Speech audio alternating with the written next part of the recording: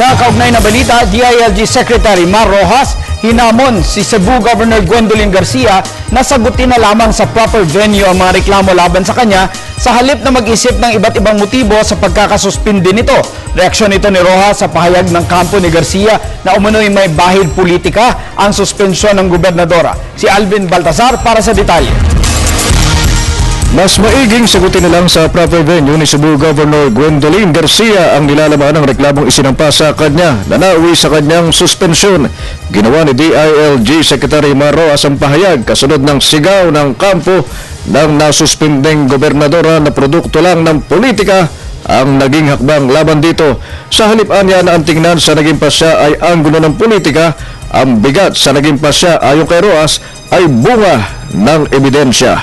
Pero bakit hindi na lang nila sagutin yung nilalaman ng reklamo? Yung kasi facts yun eh, yung kasi evidence kasi yung katotohanan nun, no? So kung merong paglabag sa kahit anong reglamento o kahit anong batas, hindi naman pwede na ang depensa ay politika, pinupolitika lang ako. Kung lumabag, abay, di may violation. So kung may violation, edi dapat na managot. Yun naman lang ang nangyari dito, no? Paliwanag ni Rojas, panahon pa ni dating DILG Secretary Jesse Robredo, sinimula ng investigasyon ng Gilso Moroy pagkuha ni Garcia ng 19 na consultants nang walang anumang pahintulot ng sangguniang panlalawigan na anyay malinaw na kaso ng grave abuse of authority. Dumaan at sinunod ng due process ayon pa kay Rojas ang reklamo kay Garcia at wala silang magagawa kung hindi ang ipatupad lang ang nararapat na aksyon.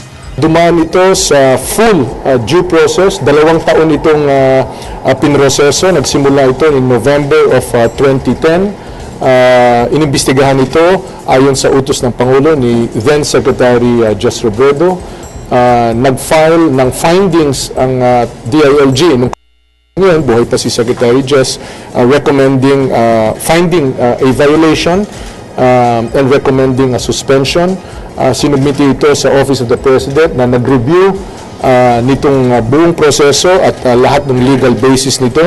Kinumpirma rin ng kalihim na may ilang pa silang mga reklamong sinisiyasat na kinasasangkutan ng ilang local government executives at ito'y nasa tanggapan na ng Palasyo ng Malacanang. Para sa Telebisyon ng Bayan, Alvin Baltasar.